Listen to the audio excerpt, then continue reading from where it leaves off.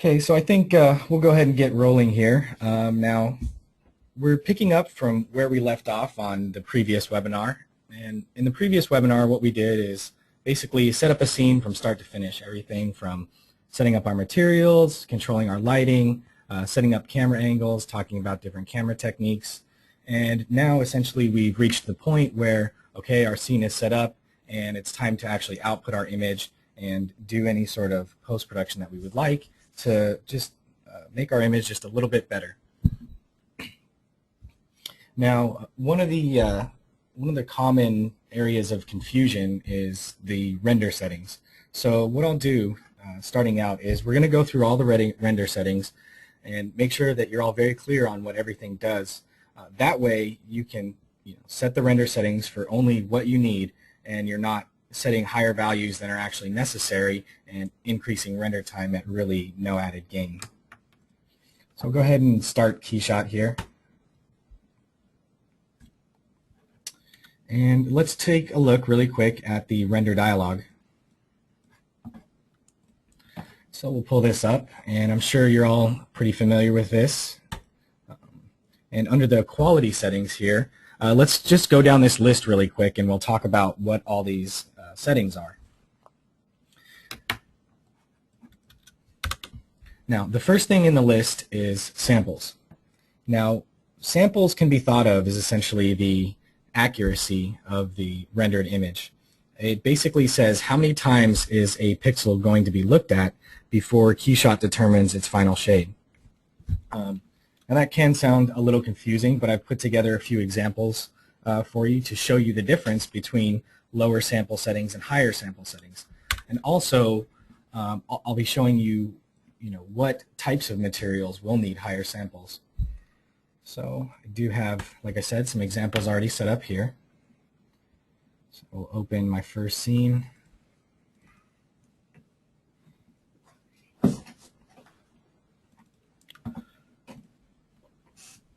Okay, now samples are going to come into play when you're rendering materials that have some level of roughness to it. If you have a scene that's entirely reflective, high polish type materials, then you're not going to need to worry too much about the actual samples.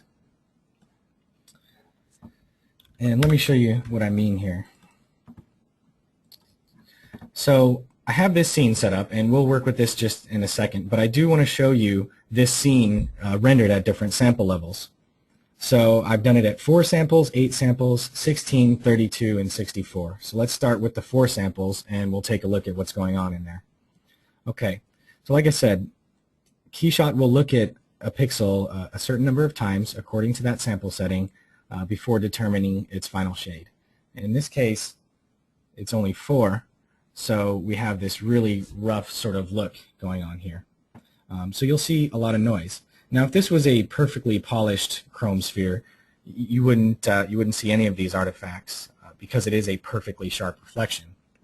So you can have your sample settings very low if you have something that's high polish. And let's move up. This here is 8 samples. So you can see we got rid of some of the noise and some of the artifacts that were occurring there. So let's go back real quick. So there's 4 and there's 8. So we're starting to smooth things out a bit. Let's go up. So there we are at 16. Let's go back. So here's 8, here's 16, and things are starting to clear up. And there we are at 32, and we have a pretty nice rendered result there. I can only see, a tiny little bit of noise. And depending on, what you're rendering, you might want a little bit of noise in there to sort of disrupt the surface a little bit. Prime example would be something like metallic paint on a car. So, I mean, if you were trying to simulate a little bit more of that metal flake texture, then you might want to go with a lower sample setting. And here we are at 64. So let's take a look between 32 and 64. 64 certainly is, quite a bit smoother, but, there's not too much added gain in image quality between 32 and 64. So it's one of those things that you really want to balance out, hey, am I good at 32 or do I actually need to go up to 64? And I think it's going to be very rare that you should ever need to go beyond 64 samples. Now, samples are something that you can set in the render settings. pull that up real quick. Now, I also want to show you a little bit more efficient way of actually working with samples. So you can set it globally here. So I could put 64 samples here, and it will calculate the entire scene at 64 samples. What I could do instead is if I only had, say, a few materials in the scene that were actually rough and needed higher sample settings, I can actually set those samples per material. So I can keep my sample level something low, like 8 here under the quality tab, and then essentially place more samples on the materials that actually need it. So it's definitely a more efficient way of, placing the rendering, power where it's needed. And let me show you how to do that. The first thing you're going to want to do is under the Preferences menu, you're going to want to make sure that Show Advanced Settings is enabled. And once you do have that enabled, if you double click your material properties, if you do have a roughness parameter on your material, you'll also see this glossy sample setting. And this essentially controls the samples on the material. So let's take a look at this interactively and see what happens. So I'll drop this down to 4, and you can see we do get this pretty rough result here. It's taking a little bit of time to actually resolve itself. Let's go back to 8. And we'll jump it up to 16. And you'll notice that the higher I go on the material samples, the quicker it actually resolves itself and smooths out the result. It does take more processing power though, so it's one of those things that while you're working, you might want to keep it at a value of around 8 or 16 and then bump it up once you're ready to render. So there we are at 32. It's starting to smooth itself out even quicker, and let's go to 64.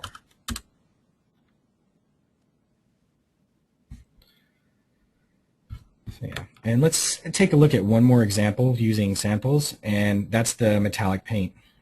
As I mentioned, there might be some instances where you actually want, lower sample settings. So we'll create a metallic paint here, and let's increase the influence of our metal coverage there. And this metal roughness slider right here, this is going to control the roughness on the actual metal portion, or that yellow color. And when we refer to metal samples down here, that's what we're talking about. We're talking about the samples on the actual yellow portion. And you see right now we're set to 1, and look how we do get this sort of, grainy, noisy effect that's, starting to look like metallic flake. If I increase this more, it will actually start to smooth that out even more, and you'll get less of that effect. So, lower samples in all cases isn't necessarily a bad thing.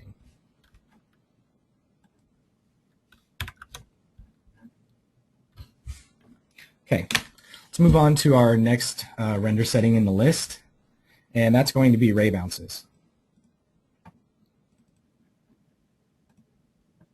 Okay, I have this scene set up here. It's a pretty simple scene, and I'm going to show you an example that we've probably all seen at some point out in real life.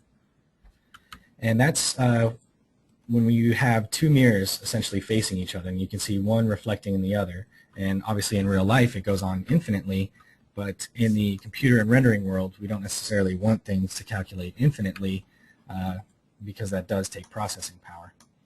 Now, ray bounces are essentially what they sound like. It's the number of times that a ray of light is bounced as it moves around a scene. So I can set ray bounces in real time so we can see what they actually do. So here we are at 6 bounces, and let's go ahead and take it all the way down to 1. Actually, let's go to 0. So at 0 bounces we have no reflections. If we go to 1 bounce, we do have light hitting this chrome surface once, reflecting the other mirror, but since there's not 2 bounces, we don't see what the other mirror is reflecting.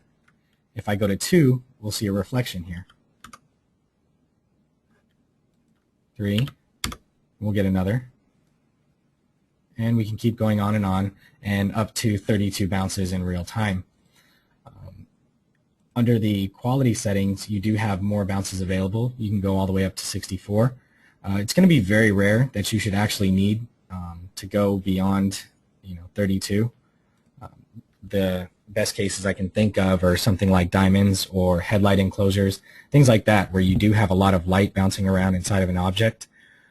But for most scenes, you'll probably be able to get away with anywhere between 6 to 8 bounces.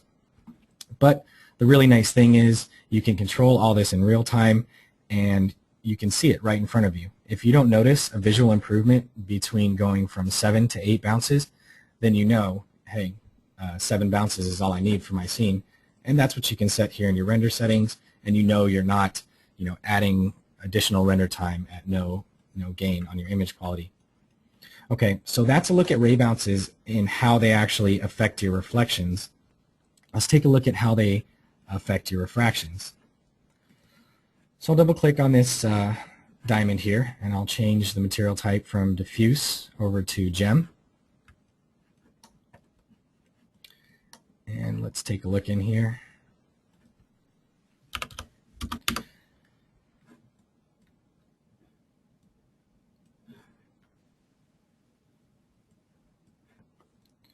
All right, so let's go back over to our ray bounce tab, and let's start to drop this down. So you can see what's happening there. We're starting to get these black areas, and again, it's just the light has stopped calculating before it had a chance to actually illuminate these areas.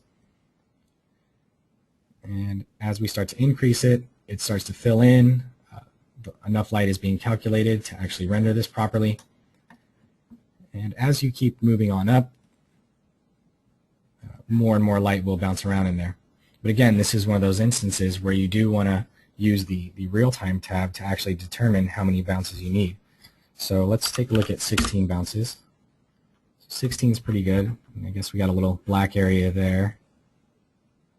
And in some cases, that might actually just be refracting something black in the environment.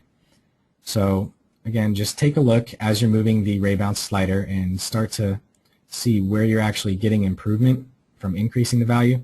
And once you don't see any more improvement, you know you've hit the number that you need for your scene. So in this case, I think somewhere between 13 and 16 would be sufficient.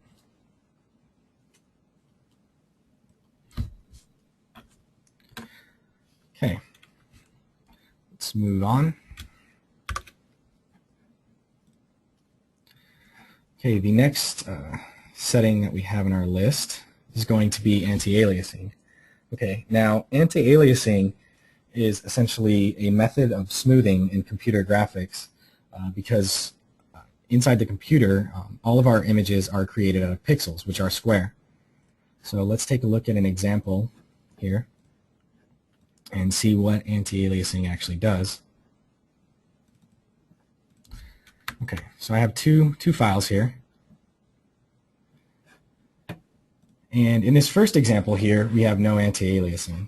So if I zoom in, let's take a look at this edge. See how we have this really jagged sort of edge here? And that's going to produce a, kind of a dirty look. Whereas over here on this other image, we have some anti-aliasing, which really smooths out that diagonal line. So let's zoom in there, and we'll take a look at what's going on. Whereas in this image, we have pure black pixels, and then when they hit that edge, there's no semi-transparent pixels that can actually soften this edge out.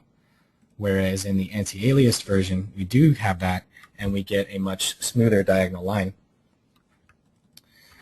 Now, when you are using anti-aliasing in the KeyShot, it will also be dependent upon the samples.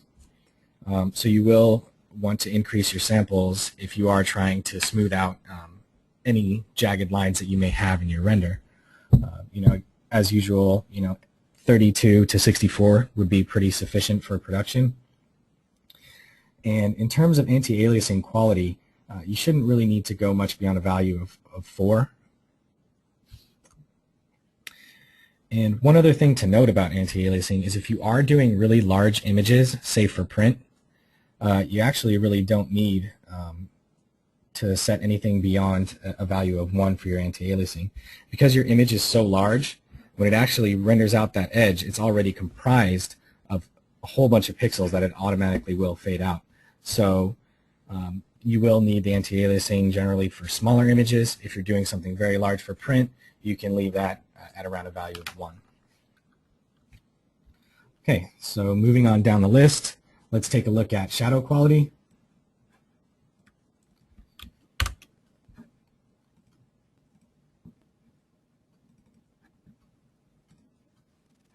Okay, pretty simple scene we have set up here. Now, shadow quality, it will control the quality of the shadows on the models, but also it will control the quality of the shadow on the ground. Some of you may have come across this at some point where your shadow isn't very well defined on the ground and it looks kind of blocky. And it comes down to a couple things, and I'll show you what both of those are. The first thing you can take a look at is actually your shadow quality. So watch here as I start to increase this value. I'm starting to get a more detailed, better defined shadow. So just like the ray bounces, this is one of those settings that you can, use, you can gauge in real time to determine what you'll need for your actual final output settings. Now, before you actually do go increasing the shadow quality though, let me go ahead and explain to you really quick how the ground shadow in KeyShot works. It's calculated very fast because essentially the ground plane is divided up into a grid. You can think of it sort of like this in terms of pixels. Now, when your shadow is not very well defined and it looks really blocky, that means those pixels that essentially make up that shadow are very large in relation to your model. So what you can do is you can go over under your environment tab, and you see this ground size option. If I start to actually bring that size down, it's going to condense these pixels into a smaller area, and so I do get more essentially resolution in my shadow. Now, one thing you do have to watch out for, and I'll scale up the model here so you can see that, is your shadow clipping. When you do reduce that ground size, if you reduce it too much, your shadow could actually go out to the edge of the ground plane and clip right out here. So you'll want to try and find, the optimal ground size for your shadow and try and set that properly. So if I increase this out a little more, you can see that ground actually growing. So that's pretty good. We don't have any shadow clipping. We can zoom back in here.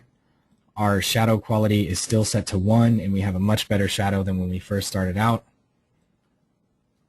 And I can still increase this, and you will notice that we just do get a little bit, sharper lines, more definition in the shadow. So, but as usual, check it out in real time, find out, what looks good to you, and then go with that particular setting.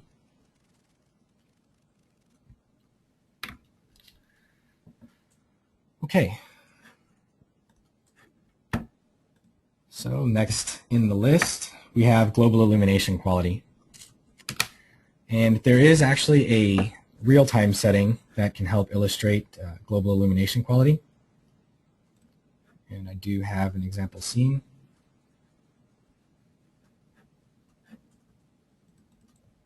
We'll just use this sample scene here. And what I'll do, I'm just going to change the plane material here to something that's white. And for the sphere, actually let me pull in a neutral environment with no color in it.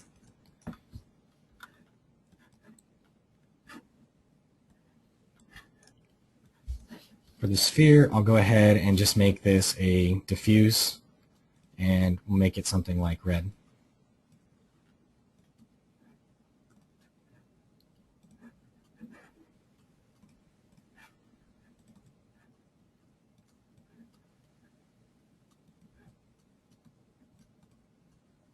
Okay, so global illumination quality is essentially going to be the accuracy and the quality of indirect light bouncing. Now, what exactly does that mean? If this were a real object in real life, we would have light actually hitting this red sphere. That light would in turn bounce onto this ground plane here, and we would have a little bit of red light scattered onto the ground plane.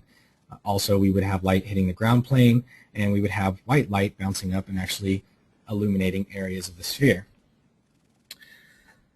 And we can calculate this inside KeyShot.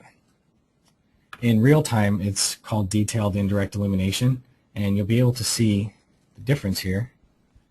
You see now how we actually have that red light spilling down onto the ground plane. That's essentially what your global illumination quality controls. I do have actually some example images of that as well. Okay, so let's take a look here. Here it is with detailed indirect illumination and without it. So you can see it's definitely a more realistic calculation of light when it's enabled. One thing to note is that even if it is turned off in real time, it's still enabled under the render settings whenever you push render. The only reason we do have it here under the real-time tab is for performance reasons. If you'd like to improve the speed of working around your scene, you can turn it off and that will save on your processing power. Okay. So next we have pixel filter size. Pixel filter size is going to apply a slight blur to your image so that a lot of times with CG things can look too sharp, too perfect, and what this will do is apply a slight amount of blur so that it kind of breaks up that perfection a little bit and add a little bit more natural look to your rendered image. This is probably something you might want to play with to really see what the values do and find something that works for you. If you are interested in testing out, what range is going to work for you, I would suggest setting up a simple scene like this and doing a few low-res renders with different settings and just keep them for reference so you know about how much that's actually going to blur. Another thing you can do if you just want to have ultimate control over that after you've rendered the image is you could just leave it at 1, render your image out, and do anything like that in Photoshop. Okay, so that's your pixel filter size. Oh, actually, one thing I forgot to mention about global illumination quality. We didn't talk about the ideal ranges to use. It is important to know that as you start to increase this, you will have a significant increase in your render time. Generally, a value of around 1 to 3 is going to be just fine for production work. 9 times out of 10, if I'm doing an image, I have the global illumination quality at 1. If I really have a lot of time and I'm not up against a tight deadline, then I might set it to 3. But it's very rare that you need to go beyond that. Okay, so depth of field quality. Let's take a look at that. Well, here it says DOF, but for those of you who aren't aware, that stands for depth of field. And depth of field is essentially a technique in photography where a photographer will focus on a certain aspect of the scene and essentially have the other objects in the scene, either behind it or in front of it, blurred out to draw the viewer's attention to whatever subject the photographer is trying to capture. So the only time depth of field quality is going to have an effect is if you actually have it enabled. So if we go under the camera tab here and we see depth of field, you can check enable. And you see right away we already kind of have this blurring effect happening. You can control which part of your scene it actually focuses on by clicking pick focus and then clicking on that object. And it will update this focal distance value according to how far that object is from your camera. If you want more blur around your objects, you can decrease this value, f-stop right here. If you want less blur and things more in focus, you can start to increase it.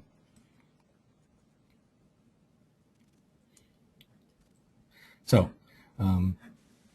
if you are using depth of field, though, in terms of quality, this is one of those things that you will need to actually turn up the value on. So, for production, if you want to get the noise actually resolved, you'll want anything between a value of, say, 3 to 5, and in some cases maybe 6 or 7 if you do have enough time to actually crank out your renders. This will increase render time, so certainly be aware of that. Okay, the next thing in the list is sharp shadows, and it's essentially what it says. If I had, let's see, let's pull in environment here. Okay, so with this environment, I do have a nice sharp shadow being cast across another 3D object. If I want that to actually render sharp, as it says, then I do need to make sure that sharp shadows is checked. It's one of those things that 9 times out of 10, you'll probably just want to leave it checked and forget about it because it is the most accurate way to actually render. And the last thing in the list is sharper texture filtering.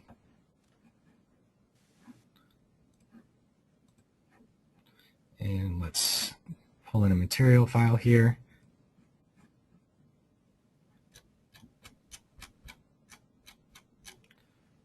Okay, let's go with this.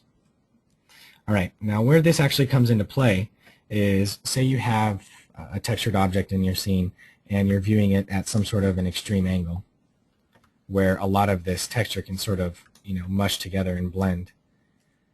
If you want to help retain a little bit of the crispness in this texture when you're viewing it at an angle such as this, you can go ahead and click Sharper Texture Filtering, and then KeyShot will work on retaining more of that detail and crispness within that texture.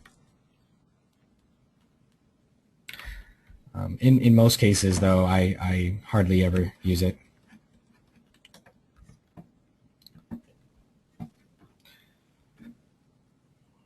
Okay, another thing I'd like to talk about in the actual render settings is the types of output that you can do. Let's take a look at that really quick. So we do have JPEGs, which is a pretty common file format. I'm sure most of you are familiar with that. We also have TIFF. The difference between TIFF and JPEG is JPEG adds compression, so it finds shortcuts to actually represent colors, and you do have some data loss there. So if you are rendering images for production, I do suggest using at least TIFF, and I more encourage EXR and TIFF 32-bit for some additional quality that those two formats contain, and we'll talk about those. The other thing that TIFF and EXR and TIFF 32 have are alpha channels, and let me show you what those are really quick. We'll just call this alpha test.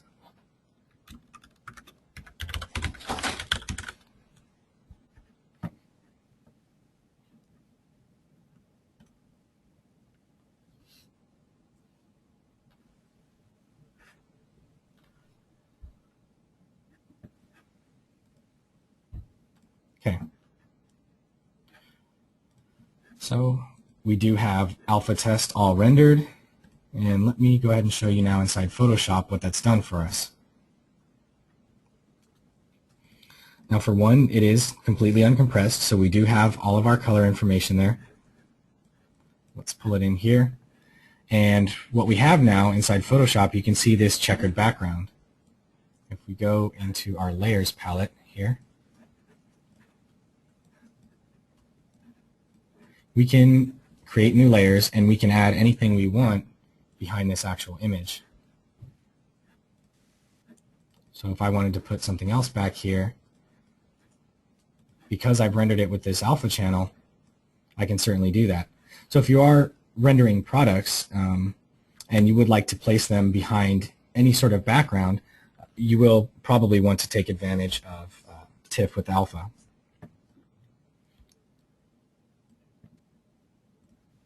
Okay, now what it does do is it also just renders this with transparency. So right away we see, this checkered background. Now if we go into the channels palette, for those of you who are familiar with alpha channels, you'll notice that we don't actually have an alpha channel here. And I'll show you how to actually access that so that you do have your alpha. If you go to Layer, Layer Mask, and then from Transparency, that creates your alpha channel. And for those of you who aren't familiar with exactly how alpha channels work, all it is black and white values that determine levels of transparency. So black is going to be completely transparent, so all this area out here in the checkered portion is black, and all this area in here where we actually have our rendered image is white. And you can have also grays in between that indicate partial transparency in case you're rendering something like glass or a shadow that is partially transparent, things like that. Okay, now moving on down our list here, let's take a look at the other file types we can output. The next we have is EXR and TIFF32. Now these are different than TIFF and JPEG in the sense that they are 32 bits. And what that means is there's much more color information available in these images, and I'll show you why that's so powerful and how you can use that to your benefit. Let's go ahead and render out EXR test.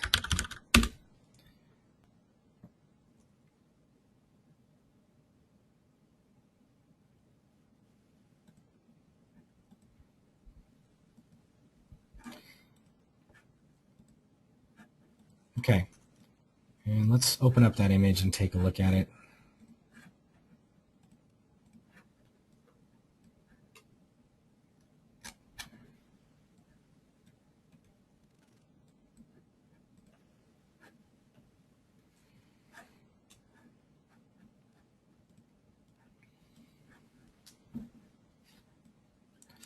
Okay, let's notice here in Photoshop, right up here on our first image, which was 8-bit, we have this little 8 right here in the title. That indicates that we're in 8-bit mode.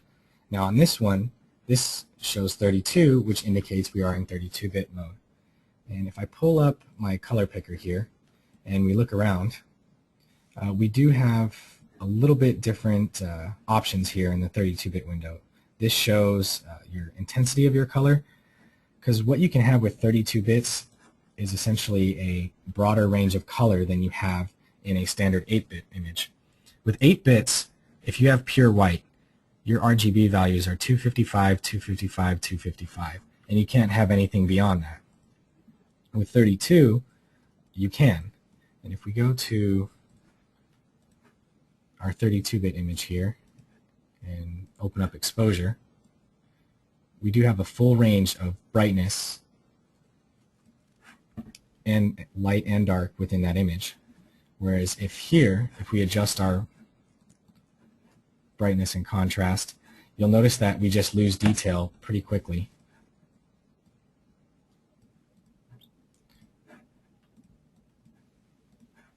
So this is our 8-bit image. Things just get blown out pretty fast.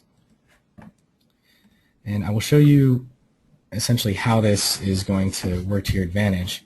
I do have some 8-bit images that I took, and we're going to convert those to 32. And the reason we're doing that is because I want to show you how this will benefit in terms of photography, but you also have this available to you when you're creating your renders.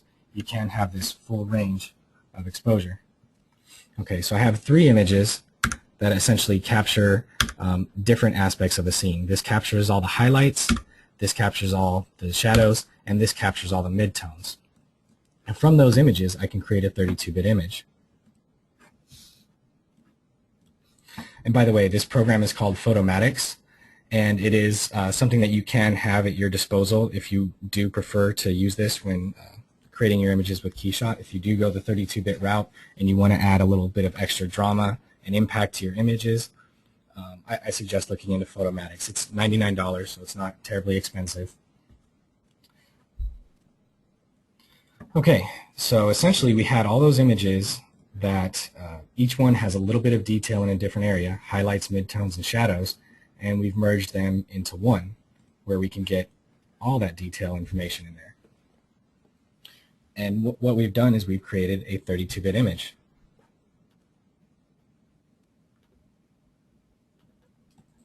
And Photomatix does have different presets. So if you rendered your scene out of KeyShot and maybe you were losing some detail in your highlights, maybe you were losing some detail in your shadows, you could load in your 32-bit EXR or your 32-bit TIFF, come into here and apply one of these presets and explore different options and different looks for your renders.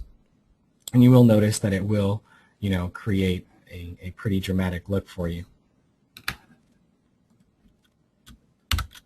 Also, One thing to note is that KeyShot does use all your processors, so if you are working in other applications, it's a good idea to press Shift-P and pause your KeyShot so that it can free up your processors to work on other things.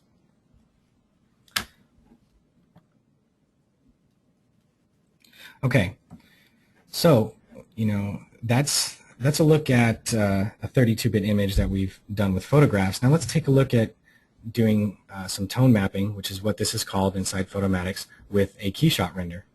Okay.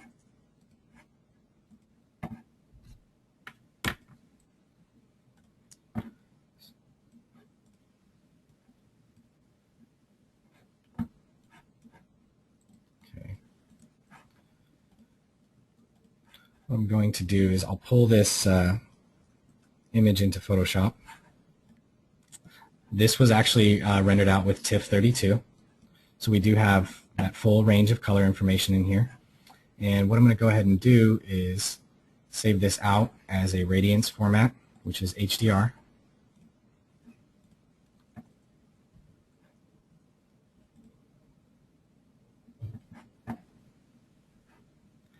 And now I'll open up that image in Photomatix. So here's pinballmachine.hdr.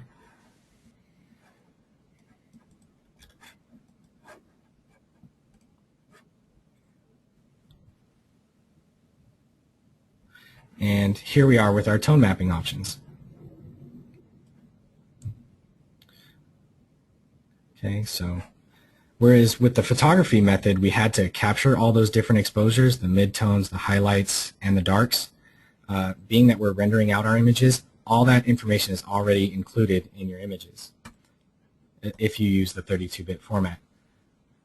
So you can use this to create a tone-mapped image. And Photomatix does have different methods that it uses, and if you're not happy with any of the presets, you can certainly adjust the sliders yourself to try and create a look that you want.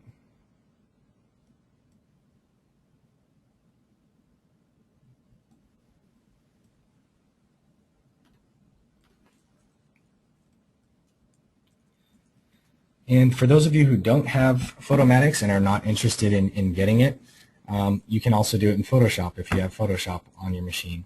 So if you have your 32-bit image here, you can go to Image, Adjustments, and go to HDR Toning.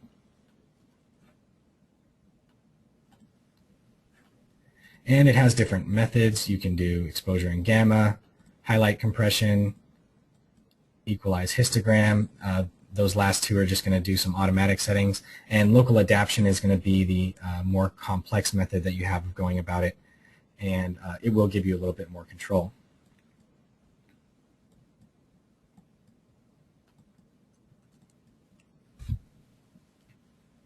Now, essentially, the power of using the 32-bit images, again, is if you do have blown out areas, you can always bring those back. Or if you have areas that are too dark and too in shadow, you always have that information there available to you. Okay, so another thing to do when you are creating your renders, if you do want an additional amount of control, is you can set up masks for your scene that you can then use in Photoshop so you can edit different areas of your image.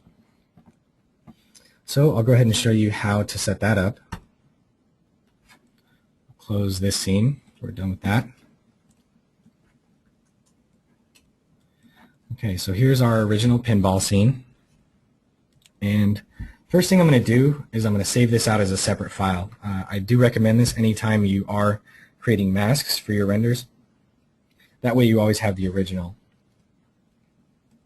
So I will save this out as pinball machine masks.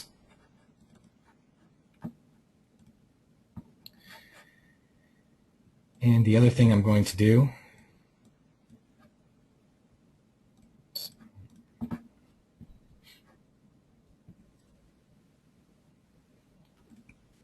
is make sure that my camera is saved. I do know it's already saved, but for those of you who aren't aware of this functionality, you can always save your view, and I'll call this final shot. and at any time, if you actually move your camera, you can always come back to that view. So if I move around and I want to go back to that particular view, I can go back to Final Shot, and that puts it right back in place. And that's important to have for this particular step because we're about to move around our scene and start making some changes. And before I do that, the first thing I'm going to do is I'm going to put this into performance mode. And I'm going to do that by pressing Alt-P. And what that does is that automatically drops the quality settings in here. And that way I can move even quicker around the scene since all I'm doing is working with materials and setting things up. So what I'm going to do to create the masks is apply a flat material to all of these. So I just changed the pinball to flat, and I'll remove any textures that I had on there. And flat is just going to render a solid color without any sort of shading applied to it. And what I'm going to do is I just want to make sure that any areas that are right next to each other have a lot of contrast between the color.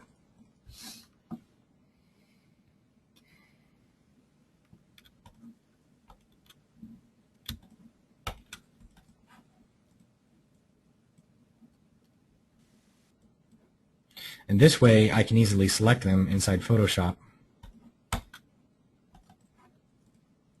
So, you can press Shift left click to copy a flat color, Shift right click to paste it to a surrounding area, and then double click it again to actually change its color to something else.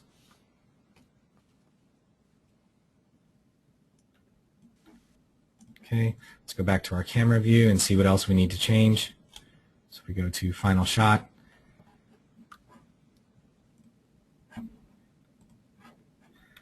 So let's go ahead and change this up front.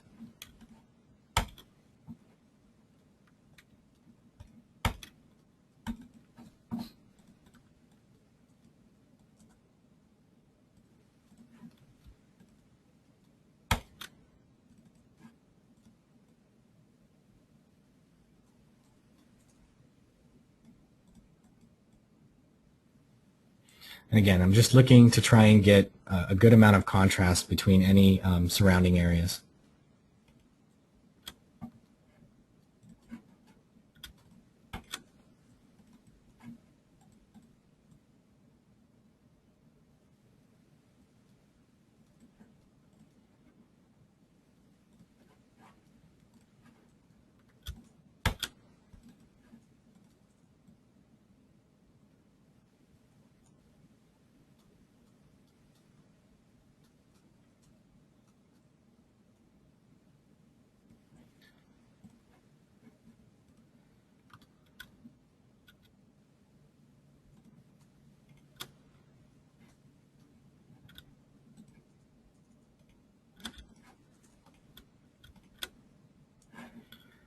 Okay, looks like we got one more object over there. All right, and our masks are all set up. So I'll go ahead and save this out. And if I go back to actually render this, I'll go ahead and just set this as a Tiff. In this particular case, I don't need the 32 bits, and it's actually preferred because in 32-bit mode, you can't use your magic wand tool. So to be able to select these colors as a whole, we need to actually use an 8-bit image. So call this pinball machine masks.tiff, include the alpha, and we'll render this out. And that does a very quick job of it. Doesn't take hardly any time at all. And let's go into Photoshop now, and we'll load in our masks file.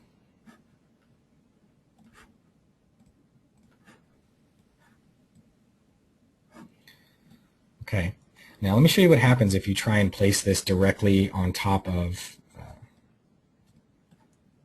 your actual pinball render. This one, remember, this image back here is 32 bits, and when I tried to drag my masks file into there, the target document has a different depth than the source document. This may result in lower than expected quality, so you're sure you want to proceed. You can go ahead and click yes, but the problem here is now I'm not going to be able to isolate these elements because, like I said before, the magic wand tool that would allow me to actually select these colors, as you can see here in Photoshop, is actually canceled out. It won't work. So go ahead and remove that masks layer. Get rid of these back here. Okay, so what do we do then? Because we do want to retain our 32-bit information. You could always convert this image to 8-bit, but there's actually another way to go about that.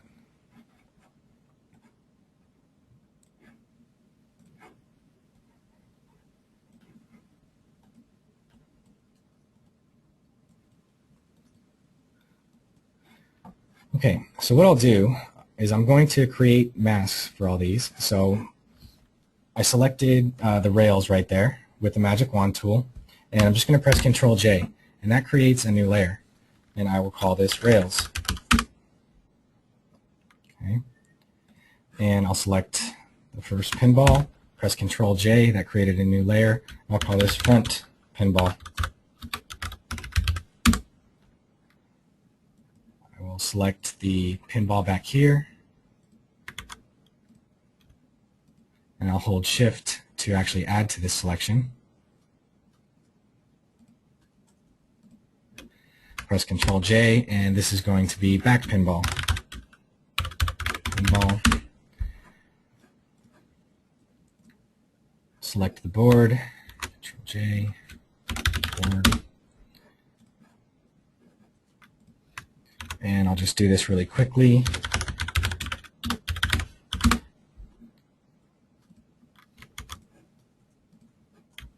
Select our lights here.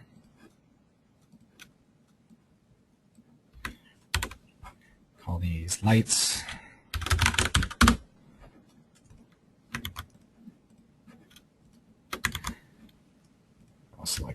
I'll actually just select one more object, and we'll move on because I think you guys get the idea here. Okay, so this is going to be back bumper. Okay, so we do have our masks all set up here, and now what I can do is I can go back to the pinball machine, and first I will go ahead and select back bumper. So I'm going to press Control A to select everything in the mask scene, press Control C to copy it, and if I go to Edit, Paste Special, Paste in Place, it puts it right there on top of it, or you can press Control Shift V. Now, let's take a look at what that does for us. I can press Control, let me rename it so I know which mask, back bumper mask, and if I press Control and click on the layer, it automatically selects that area. Now suppose I wanted to actually change the color of that bumper back there. I can go to Image Adjustments, Hue Saturation, and now I can change that bumper to any color I want. And as you can see right there, that gives us a lot of flexibility. I don't necessarily have to go back and spend time working with materials more or setting up another render and waiting for render time because I've given myself the flexibility to control this after the fact. Let's go ahead and grab our lights. So again, I just pressed Control A to select everything in the image, and it's important that you select the entire image because when you go to paste in place, you want these lights to overlay exactly on top of the lights here in our scene. So I press Control Shift V. Oops, didn't want to copy that for me. Copy, paste. Okay, so there they are. There's our lights, and I'm going to press Control and click, and also I'm going to name my lights front lights mask.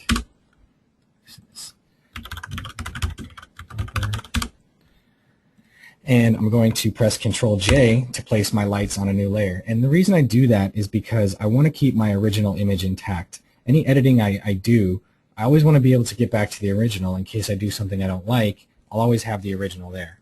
So I'll call this new lights. And I'll go ahead and hide the mask. And what I'm going to do here to sort of add a little bit of glow to these is change the blend mode to linear dodge. And what I can do is duplicate that and I can apply a slight blur. So I'll go to Filter, Blur, Gaussian Blur, and I can start to blur that out. Linear dodge blend mode is essentially, it's going to give you that glowing effect, and then when you blur it, it will start to give you that halo around there. And what you can do to actually increase that effect even more is click on your layer, drag it down over to the new layer button, and duplicate it.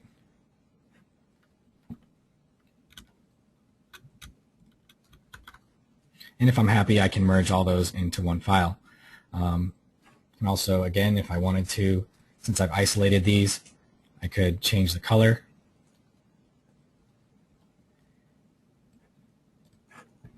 And these are 32 bits, so I could go into exposure and start to brighten those if I wanted to, or darken them. And look at this. See, this is what I'm talking about. Do you see how right here we have this, extremely white blown out area? If this was a standard 8-bit image, if we started to darken these down, we wouldn't actually see the light shape underneath there. But again, all that color information is retained, so you have that available.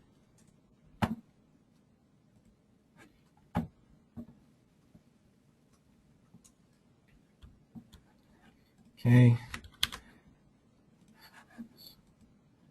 Let's go back to our layers here and let's bring in the board. So again, Control A, Control C, and then I'm going to press Control Shift D to get my board mask. Move that up above any of the edits I've done, and I will call this board mask. Control click on the layer to select it, and I'll press Control J to duplicate the board. And maybe I wanted to add more contrast to this. So if I wanted to do, say, a levels adjustment just on the board, I could do that.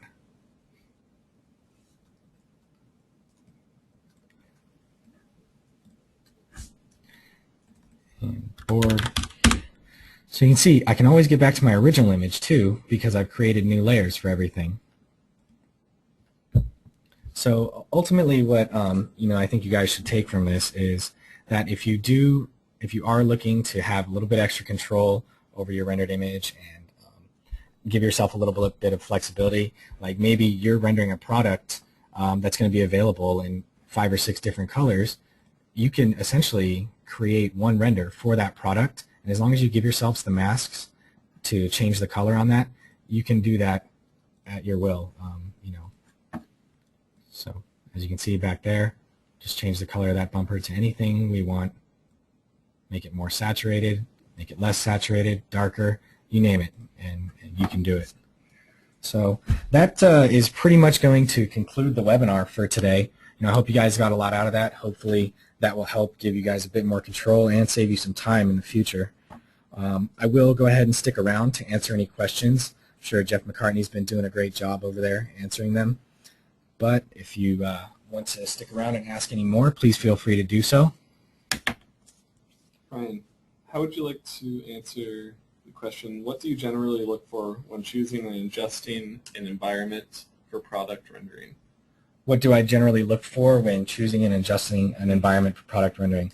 A lot of times with products, I would suggest generally sticking with the studio lighting. When you start introducing photographic environments into your product renderings, photographic environments, they have a lot of color in them. Let's go ahead and set up a scene here. Let's see what we have available to us. Just do a simple scene. Let's go with samples. Okay, so if this was our product, and I know I'm not going to be winning any design awards on this, but suppose this was our product. If you do have a photographic environment, say like Lexion Conference Room, this really does kind of change up the overall look and color of your product. It can be deceiving to people. I mean, if you offer something that is a particular tone of green and you want it to look that specific tone of green, I do certainly suggest going with these studio lightings, because they're going to be neutral. They're going to actually render your product as close to that color as you can. Also, you'll notice that these studio lightings have these shapes in there that will give you these nice, interesting looking, sharp reflections that you will find in a lot of product photography and product renderings. Prime example would be basically anything that Apple does when they're rendering out their, well, whether they're renderings or photography, they almost always have a sharp line cutting across the screen, you know, and it's the studio lighting is going to be able to give you that. Another thing that you can do when you are adjusting your lighting for products is it's important to understand that you can rotate your environment. So you can use the slider here under the environment tab to do that. You can also press Control, left click and drag, and that will rotate it. And you can also control your environment height. So that's going to lower it, and you can see that gives you a bit more control over how your reflections are actually going to fall across your product. And if you do have a polished, shiny looking product, your reflections are ultimately going to define the look of that product. So that becomes pretty important. Okay. Let's see, any other questions?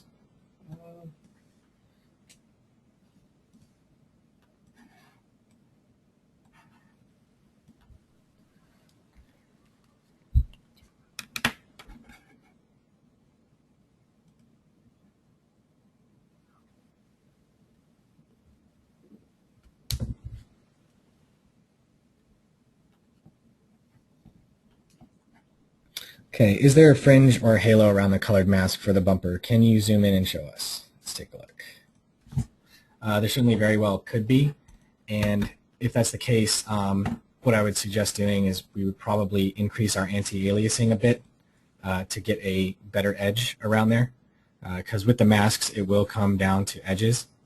So it looks like, yeah, we do have a slight fringe there. I can still see a bit of blue pixels. Again, up the samples, increase the anti-aliasing a bit, and that should take care of any of that for you.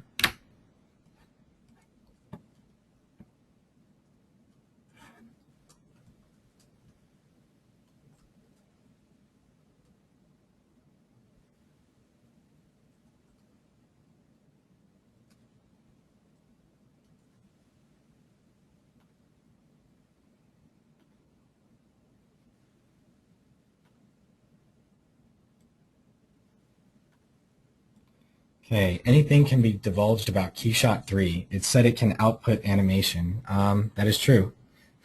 We are working on KeyShot 3 at the moment, and we're actually all getting ready, packing up, and going to be heading out to Vancouver on Sunday to attend SIGGRAPH 2011, and we will be showing some of the animation features out there. As time goes on, and probably more after SIGGRAPH, we certainly will be showing you more previews, showing you sample animations, and we really are excited to get animation into your hands and start providing you with tutorials and webinars that will help you illustrate your designs even better by taking them from a still image into a functioning animation to help illustrate your product ideas even better. So that is coming. We have spent a lot of time in making sure that it's going to be easy for you guys to use. And make sure that it's flexible. One of the things we didn't want, there are some other animation tools out there that it's tough to really make changes on the fly. You know, once you have your animation set up, it's really tough to make adjustments, and that's one of the things that we really wanted to be able to avoid. We wanted to give you guys ultimate flexibility when creating your animations. So as the weeks go on, you know, certainly by the time the next webinar rolls around, I'm sure we could have some sort of a KeyShot 3 teaser preview ready for you guys, so you can start to see what we've been working on over the past 6 or 7 months now.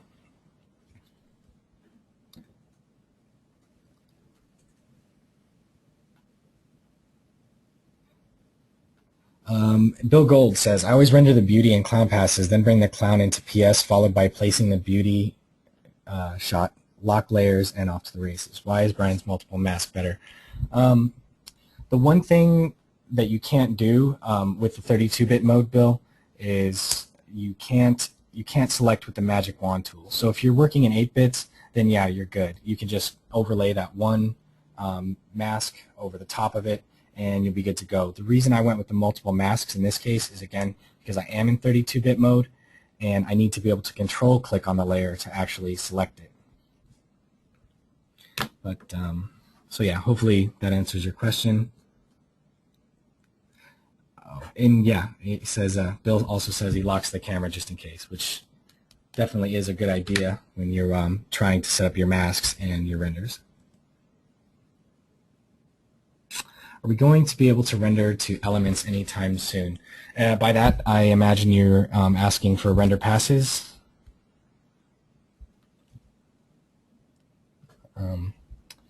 If that's what you're asking, at the moment we've been pretty tied up with animation to focus on render passes.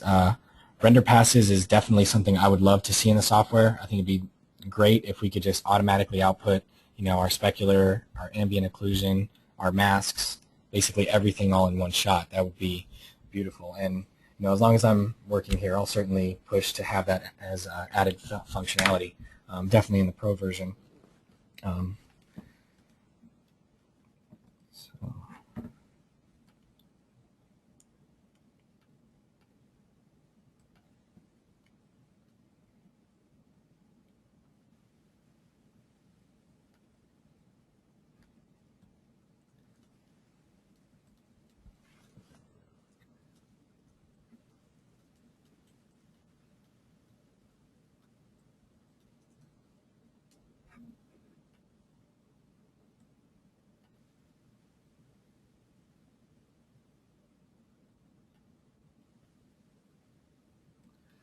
Okay, one person says, got on late but wanted to know if you can use 64-bit.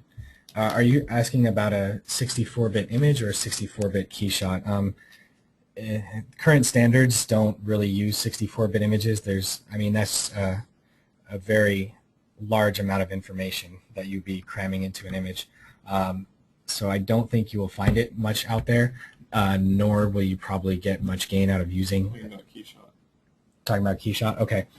Yes, you can use 64-bit KeyShot. We do have that available. And just so you guys know, the general benefit there is you can load in larger data sets because you're not limited on RAM as much as you are with 32 bits. And whenever you are trying to render out very large images, like if you're doing something for print or billboards or something along those lines, you'll definitely want to be on the 64-bit version because it's likely that you will run out of memory, if you're using the 32-bit version. All right, everyone. I do want to thank you all for your time. I do hope this was helpful for all of you, and hopefully you all learned something that will help make your jobs just a little bit easier. So yeah, that about sums it up. Thanks again, and we'll see you for the next webinar.